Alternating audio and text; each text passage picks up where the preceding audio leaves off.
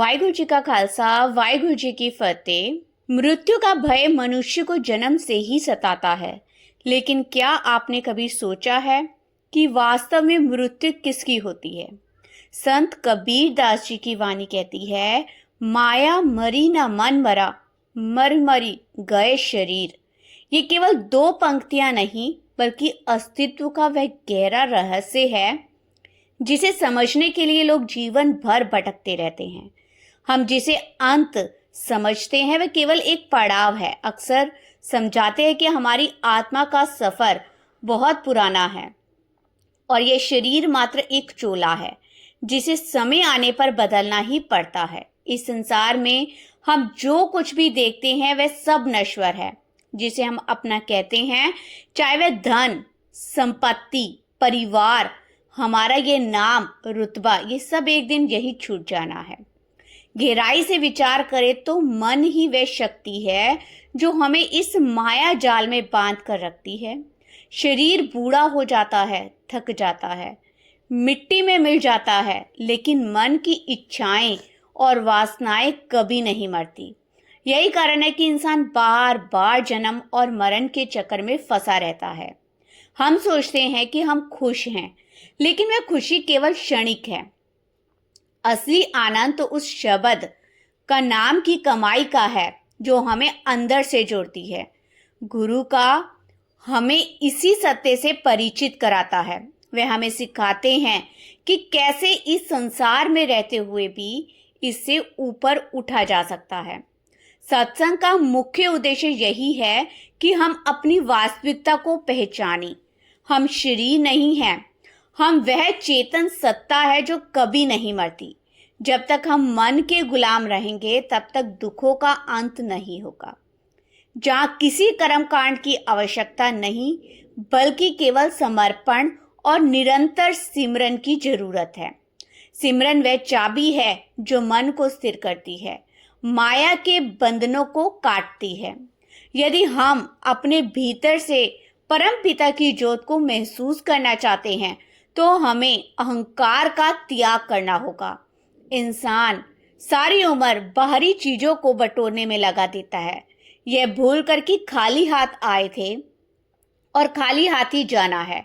जिसे हम अपनी सफलता समझते हैं वह रूहानी दृष्टि से शून्य हो सकती है यदि उसमें मालिक की याद शामिल ना हो।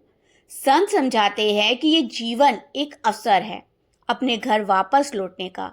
वह घर जाना दुख है, ना भय है, ना ही मृत्यु का साया। रूहानी सफर का आनंद वही ले सकता है जिसने जीते जी मरना सीख लिया हो, यानी अपनी इच्छाओं को गुरु के चरणों में अर्पण कर दिया। अक्सर हम दुनिया के शोर में इतने खो जाते हैं कि रूह की पुकार सुना ही नहीं देती। हम अपनी पहचान शरीर और रिश्तों से जोड़ लेते हैं, जो कि सबसे बड़ा भ्रम है। कबीर साहब जी की ये वाणी हमें चेतावनी देती है कि समय तेजी से निकल रहा है, शरीर हर पल क्षय हो रहा है, लेकिन माया और मन अभी उतने ही प्रबल है। यदि आज हमने इस मार्ग को नहीं समझा तो फिर वही 84 का चक्कर होगा। पूर्ण सद्गुरु की दया मेहर से ही इस भव सागर को पार किया जा सकता है। उनकी दृष्टि मात्र से ही रूह में वह जागृति आती है जो हमें अंधेरे से प्रकाश की ओर ले जाती है। भक्ति का मार्ग कठिन नहीं है, बस इसके लिए सच्चे वैराग्य और अभ्यास की आवश्यकता है। घर बार छोड़ने की जरूरत नहीं, बल्कि घर में रहते हुए मन को दुनिया से विरक्त करना असली त्याग है। जब मन मालिक के चरणों में लग जाता है तो फिर माया उसे विचलित नहीं कर पाती। यही वह स्थिति है जहां पहुंचकर इंसान कह सकता है कि अब न जन्म का डर है, न मौत का गम। सब कुछ उसकी रजा में छोड़ देना ही सबसे बड़ी बंदगी है। हमें ये समझना होगा कि परमात्मा कहीं बाहर नहीं, हमारे शरीर, हमारे भीतर बैठा है। पर्दे केवल हमारे कर्मों और अज्ञानता के हैं। जब गुरु की शिक्षाओं पर अमल किया जाता है तो यह पर्दे धीरे धीरे हटने लगते हैं। सिमरन और भजन के माध्यम से रूह को वह खुराक मिलती है जिससे वह सशक्त होती है, शक्तिशाली हो जाती है और काल के दायरे से बाहर निकलती है। जीवन की सार्थकता इसी में है कि हम उस शब्द की धुन को पहचानें जो आदिकाल से गूंज रही है। विचार कीजिए कि हम सारा जीवन उस सुख की तलाश में बिता देते हैं जो कभी स्थायी होता ही नहीं। हम वस्तुओं में खुशी ढूंढते हैं, रिश्तों में सुकून तलाशते हैं, लेकिन अंत में हाथ केवल खालीपन ही आता है। इसका कारण यह है कि हम प्यास बुझाने के लिए मृग तृष्णा के पीछे भाग रहे हैं। समझते हैं कि असली झरना तो हमारे अंदर बह रहा है। जब तक सूरत शब्द के साथ नहीं जुड़ती, ये रूह प्यासी ही रहेगी। माया का सबसे बड़ा धोखा यही है कि वह हमें बाहर की दुनिया में इतना उलझा देती है कि हमें अपने घर का रास्ता ही भूल जाता है। यह संसार एक चलते फिरते मेले की तरह है जहां शाम होते ही सब बिछड़ जाते हैं। हमें इस बात की गंभीरता को समझना होगा कि यह सांसों की पूंजी खत्म ना हो जाए। हर बीतता पल हमें उस मोड़ की तरफ ले जाता रहा है जहां से वापसी का कोई रास्ता नहीं। मन हमें यह दिलासा देता रहता है कि अभी बहुत समय है, अभी तो जिम्मेदारियां बाकी है। लेकिन क्या काल कभी किसी की जिम्मेदारियों का इंतजार करता है? भक्ति का मतलब ये नहीं कि हम दुनिया छोड़ दें, बल्कि ये है कि दुनिया हमारे अंदर से छूट जाए। जैसे नाव पानी में रहे तो कोई खतरा नहीं, लेकिन अगर पानी नाव के अंदर आ जाए तो वह डूब जाती है।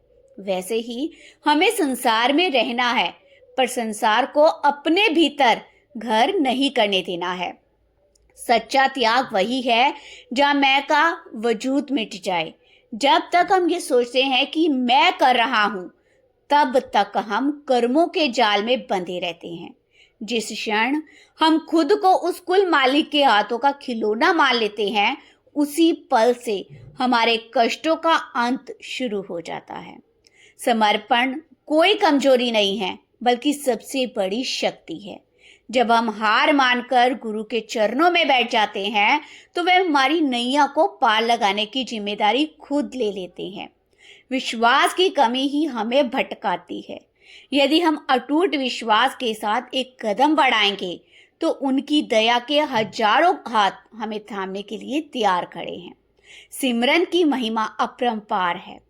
ये वह मंत्र है जो मन के मैल को धोता है। जैसे गंदे कपड़े को साफ करने के लिए साबुन की जरूरत होती है, वैसे ही जन्मों जन्मों के कर्मों को साफ करने के लिए नाम की जरूरत है। सिमरन करते समय जब मन इधर उधर भागे, तो उसे जबरदस्ती नहीं, बल्कि प्यार से वापस लाना है। ये अभ्यास रातों रात सिद्ध नहीं होता, इसके लिए धैर्य चाहिए। अक्सर कहते हैं कि बस बैठ जाओ, बाकी काम मालिक पर छोड़ दो। हमारी कोशिश ही हमारी असली प्रार्थना है। जब रूह सिमरन में लीन होती है, तो उसे वे रूहानी ताकत मिलती है जो काल की मार को भी बेअसर कर देती है। अक्सर सत्संग में हम सुनते हैं कि मनुष्य जन्म का लक्ष्य केवल रोटी, कपड़ा और मकान नहीं है। ये तो शरीर की जरूरतें हैं, रूह की नहीं। रूह तो उस दिव्य संगीत की भूखी है जो 24 घंटे हमारे भीतर गूंज रहा है, जिसे संतों ने अनहद शब्द कहा है। इस धुन को सुनने के लिए बाहरी कानों की नहीं, बल्कि अंतर के कानों की जरूरत है। जैसे जैसे मन शांत होता है और बाहरी शोर कम होता है, वह धुन साफ सुनाई देने लगती है। वही असली गुरु है, वही असली रहनुमा है जो हमें सचखंड तक ले जाता है। इस धुन के साथ जुड़ना ही जीवन की सबसे बड़ी उपलब्धि है।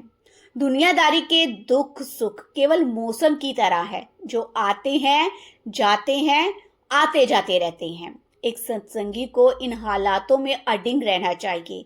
अगर आज दुख है, तो वह भी बीते हुए कर्मों का फल है, और अगर आज सुख है, तो वह भी मालिक की देन है। असली खुशी उस स्थिर अवस्था में है जहाँ रूह इन दोनों से ऊपर उठ जाती है।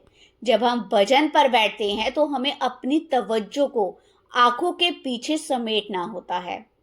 ये वह स्थान है जहां से अंतर की यात्रा शुरू होती है, जिसे दसम द्वार कहा जाता है। वहीं से उस नूर का दर्शन होता है जो सूर्य की रोशनी से करोड़ों गुना अधिक शीतल और प्रकाशमान है। हमें अपने अंदर के विकारों को पहचानना होगा। काम, क्रोध, लोभ, मोह और अहंकार, ये 5 चोर जो हमारी रूहानी कमाई को हर पल लूट रहे हैं, ये इतनी चतुराई से हमला करते हैं कि हमें पता भी नहीं चलता। क्रोध हमें जलाता है, लोभ हमें स्क्रीन बनाता है, मोह हमें बांधता है, लेकिन नाम का अभ्यास इन चोरों को बाहर निकालने का एकमात्र तरीका। जब हृदय में गुरु का वास होता है तो ये विकार टिक नहीं पाती। जैसे उजाला होते ही अंधेरा गायब हो जाता है, वैसे ही ज्ञान के आते ही अज्ञानता का नाश हो जाता है। सत्संग की संगत हमारे मन को सही दिशा देती है। दुनिया की सोबत हमें नीचे खींचती है, जबकि संतों की सोबत हमें ऊपर उठाती है। हमें अपनी सोबत का चुनाव बहुत सोच समझ कर करना चाहिए। यदि हम सारा दिन दुनियावी गप्पों और बुराइयों में बिताएंगे तो भजन पर बैठते समय वही ख्याल आएंगे, लेकिन अगर हम अपना ध्यान मालिक की याद में रखेंगे तो अभ्यास आसान हो जाएगा। सेवा का भाव भी मन को कोमल बनाता है। सेवा केवल हाथ पैरों से नहीं बल्कि मन और धन से भी की जाती है, बशर्ते उसमें निष्कामता हो। इंसान अक्सर चमत्कार ढूंढता है, लेकिन सबसे बड़ा चमत्कार तो यह है कि वह मालिक हमें हर पल संभाल रहा है।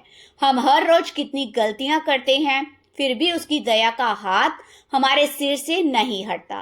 वह तो प्रेम का सागर है, उसे केवल हमारी तड़प चाहिए। जब रूह उस मालिक के लिए तड़पती है जैसे मछली पानी के बिना, तब वह मालिक खुद ही उसे गले लगा लेता है। ये प्रेम का मार्ग है, ये मालिक सागर है। ये मार्ग के लिए सोच तराज से बाकी दलीलों और तर्कों की जगह नहीं है। यहाँ तो केवल सर झुकाना और हुक्म मानना ही काफी है। भक्ति के मार्ग पर चलते हुए कभी यह ना सोचो कि हम बहुत पीछे रह गए। हर दिन एक नई शुरुआत है। अगर आज हमारा मन नहीं लगा तो कल फिर प्रयास करें। हार मानना काल की जीत है और प्रयास जारी रखना गुरु की जीत है। हमारी आत्मा उस परमात्मा का अंश है, इसलिए उसमें वह सारी शक्तियां मौजूद है, बस हमें अपनी परतों को हटाना है। ये जीवन एक युद्ध क्षेत्र है जहां हमें अपने ही मन से लड़ना है और इस युद्ध में गुरु हमारे सारथी है। उनकी छत्र छाया में हम कभी हार नहीं सकते। क्या आपको लगता है कि मौत के बाद सब कुछ खत्म हो जाएगा? नहीं, मौत तो केवल एक पर्दा है। असली जीवन तो उसके पार है। जिसने जीते जी उसे पार की झांकी देख ली, उसके लिए मौत एक स्वागत योग्य अतिथि बन जाती है। कबीर साहब जी कहते हैं कि जिस मरने से जग डरे मेरे मन आनंद। ये आनंद तभी मिल सकता है जब हम अपनी देह अध्याय यानी कि अपने शरीर के मोह को त्याग दें। अभ्यास के दौरान जब रूह शरीर के अंगों को छोड़कर ऊपर सिमटती है तो हमें उस अवस्था का अनुभव होता है जो मौत के समान, पर उसमें चेतना बनी रहती है। सच्चा सुख सादगी में है। हम अपनी इच्छाओं का जितना विस्तार करेंगे उतने ही दुखी होंगे।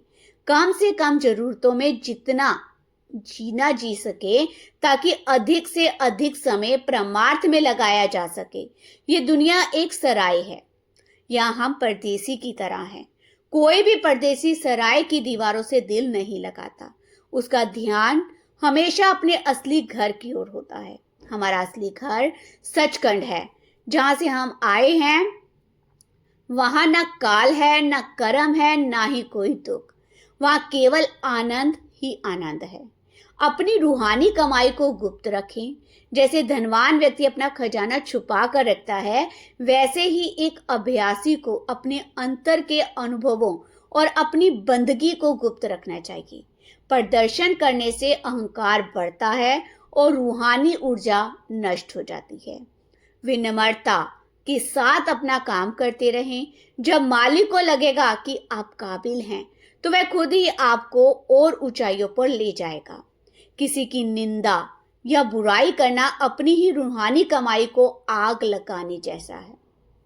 इसलिए अपनी जुबान और अपने विचारों पर हमेशा नियंत्रण रखें। इंसान अक्सर ये सोचकर परेशान रहता है कि वह कभी उस परम शांति को पा सकेगा जिसकी चर्चा संत महापुरुष करते हैं। असल में शांति कहीं बाहर के आने वाली चीज नहीं है, बल्कि वह हमारे भीतर का स्वभाव है, जो दुनिया के शोर और मन की भागदौड़ के बीच दब गया।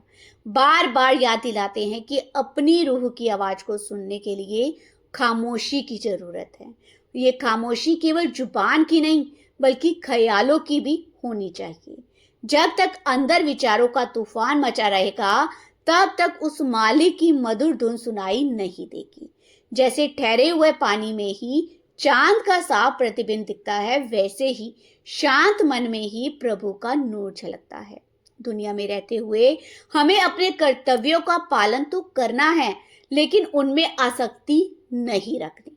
मोह और प्रेम के बीच एक बहुत बारीक रेखा होती है। प्रेम मुक्त करता है, जबकि मोह बांधता है। जब हम किसी वस्तु या व्यक्ति से इस कदर जुड़ जाते हैं कि उसके बिना दुखी होने लगे, तो समझ लीजिए कि माया ने अपना जाल बुन लिया। रूहानी मार्ग का यात्री वह है जो हर रिश्ते को मालिक की अमानत समझकर निभाता है, पर दिल की गहराई में केवल उस एक का सिमरन रखता है। यही वह कला है जिसे जीते जी मरना कहा जाता है। संसार में रहते हुए भी संसार का ना होना। क्या आपने कभी गौर किया है कि हमारी ऊर्जा का सबसे बड़ा हिस्सा दूसरों के दोष देखने में खर्च होता है?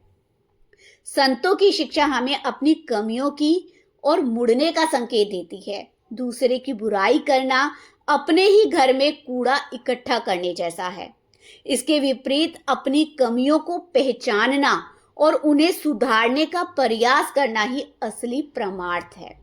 जब हम खुद को बदलने की कोशिश करते हैं, तो धीरे धीरे दुनिया के प्रति हमारा नजरिया बदलने लगता है।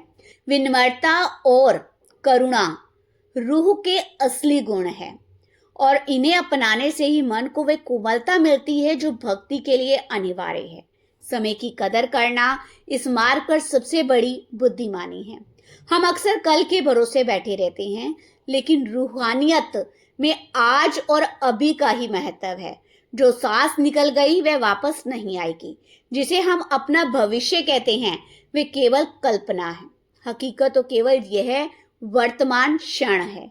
यदि इस क्षण में हमने मालिक को याद कर लिया, तो वह सफल है। 2.5 घंटे का अभ्यास कोई बोझ नहीं, बल्कि अपनी ही रूह को उस दिव्य ऊर्जा से रिचार्ज करने का समय है। मन बड़ा चतुर शिकारी है। यह हमें नए नए तर्कों में उलझाता है। कभी ये कहता है कि हम गुनहगार हैं और मालिक हमें स्वीकार नहीं करेगा, तो कभी ये अहंकार भर देता है कि हम बहुत बड़े भक्त बन गए। इन दोनों ही स्थितियों से बचना बहुत जरूरी है। याद रखें कि गुरु की दया हमारी गलतियों से कहीं बड़ी है। वे हमारे भूतकाल को नहीं देखते, बल्कि हमारे भविष्य को संभालने की चिंता करते हैं। हमारा काम केवल यह है कि हम ईमानदारी से अपना प्रयास जारी रखें। जैसे एक छोटा बच्चा गिरते संभलते चलता फिरता सीखता है, वैसे ही रूहानी सफर में भी उतार चढ़ाव आते हैं, पर गुरु का हाथ हमेशा थामे रहता है। परमात्मा का नाम वह औषधि है जो जन्म जन्मांतर के रोगों को काट देती है। जितना अधिक हम नाम की कमाई करेंगे, उतना ही हमारा अंतकरण शुद्ध होगा। शुद्ध हृदय में ही वह भक्ति का बीज पलता है और फूलता है। जब रूह को अंतर में प्रकाश और शब्द का सहारा मिल जाता है, तो फिर उसे बाहरी सहारा लेने की जरूरत नहीं पड़ती। वह आत्मनिर्भर और आनंदित हो जाती है। आज के इस भौतिकवादी युग में जहाँ हर तरफ प्रदर्शन की होड़ लगी है, वहाँ सादगी और गुप्त बंदगी ही हमें बचा सकती है। अपनी रूहानी अनुभूतियों को दूसरों को बताना वैसा ही है जैसे किसी कीमती इत भर की शीशी को खुला छोड़ देना। उसकी खुशबू उड़ जाएगी तो जो रस अंदर है उसे अंदर ही पचाना सीखे। मालिक को दिखावा पसंद नहीं है, उसे केवल सच्ची तड़प, सीधा सादा दिल चाहिए। जब हम एकांत में बैठकर उस पिता को याद करते हैं तो वह संबंध सबसे गहरा होता है। उस समय कोई तीसरा बीच में नहीं होता, केवल रूह और उस मालिक का होता है समय। जीवन के संघर्षों से घबराए नहीं, क्योंकि यह हमें और मजबूत बनाने के लिए आते हैं। जैसे सोने को कुंदन बनाने के लिए आग में तड़पना पड़ता है, वैसे ही रूह को भी कर्मों की भट्टी से गुजरना पड़ता है। लेकिन जो रूह नाम के साथ जुड़ी है उसे ये आग जलाती नहीं बल्कि निखारती है। गुरु की छत्र छाया में रहने वाले शिष्य के लिए हर मुश्किल एक सबक बन जाती है। विश्वास रखें कि जो भी हो रहा है उसमें मालिक की कोई गहरी योजना छिपी है। हमारी बुद्धि सीमित है पर उनकी दृष्टि असीम है। भजन और सिमरन के साथ साथ अपनी खुराक और रहन सहन का भी ध्यान रखना बहुत आवश्यक है। शुद्ध आहार मन को शुद्ध रखने में मदद करता है। जब हम हक हलाल की कमाई करते हैं, दूसरों के प्रति द्वेष नहीं रखते, तो हमारा ध्यान आसानी से लग जाता है। कर्मों का हिसाब बहुत ही सूक्ष्म है, इसलिए अपनी हर हरकत के प्रति सचेत रहें। किसी का दिल दुखाना मालिक के घर ढाने के समान है। दयालु बने, क्योंकि दया ही धर्म का मूल है। हमें यह समझना होगा कि रूहानियत कोई ऐसी चीज नहीं है जिसे हम दुनिया से अलग होकर हासिल करें, बल्कि यह तो दुनिया के बीच रहते हुए अपने भीतर के केंद्र को खोजने की यात्रा है। अक्सर लोग सोचते हैं कि जब जिम्मेदारियां खत्म होगी तब भजन करेंगे, लेकिन सच तो यह है कि यह मन कभी जिम्मेदारियों से मुक्त नहीं होने देता। आज का एक काम कल दूसरा होगा, इसलिए समझदारी इसी में है कि हर काम के पीछे उस मालिक की याद को पिरो दिया जाए। जैसे एक माँ अपने बच्चे का ध्यान रखती है, चाहे वह घर की किसी भी काम में व्यस्त हो, वैसे ही हमारा ध्यान भी उस शब्द की धुन में लगा रहना चाहिए। हमेशा सादगी पर जोर देते हैं, क्योंकि जितनी कम बाहरी उलझने होंगी उतना ही आसान अंदर का सफर होगा। मन की आदत है कि वह हमेशा कमियों को देखता है। जो हमारे पास है हम उसकी कदर नहीं करते, और जो नहीं है उसके पीछे भागते रहते हैं। यही वह माया है जो हमें वर्तमान से काट कर भविष्य के सपनों में उलझाए रखती है। भक्ति हमें वर्तमान में जीना सिखाती है। जब हम सिमरन करते हैं तो हम अपनी बिखरी हुई चेतना को उस एक बिंदु पर लाते हैं जहां काल का प्रभाव कम होने लगता है। सिमरन केवल जुबान से नाम दोहराना नहीं, बल्कि यह अपने अस्तित्व को उस परम सत्ता के सामने समर्पित कर देना है। जितना हम सिमटेंगे उतना ही हम ऊपर उठेंगे।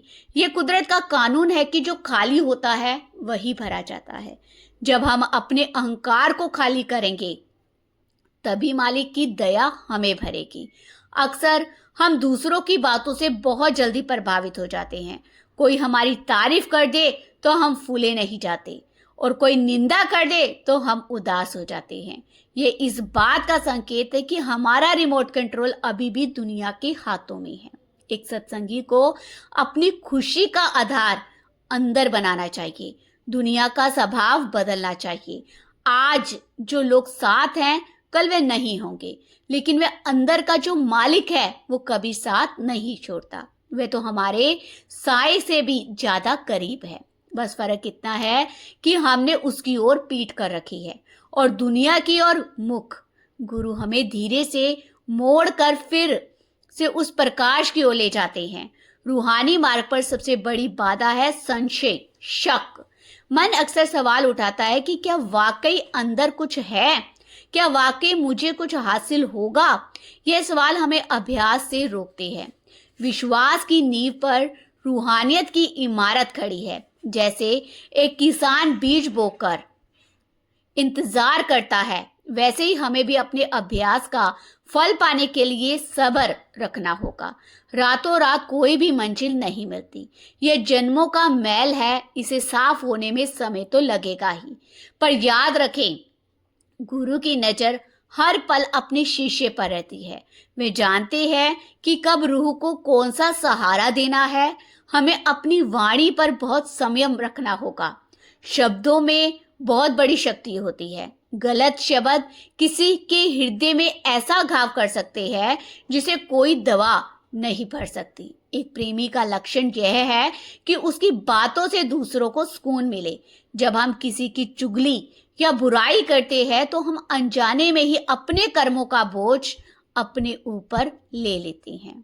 बाबा जी कहते हैं कि अपनी कमाई बचा कर रखो, दूसरों के दोष देखना बंद करो, केवल अपने भीतर जाकर देखो। जब हम अपनी वास्तविकता को पहचान लेंगे तो हमें दूसरों में भी वही ज्योत दिखाई देगी। फिर नफरत का कोई स्थान नहीं रह जाएगा। आजकल के दौर में एकाग्रता सबसे कठिन काम हो गया है।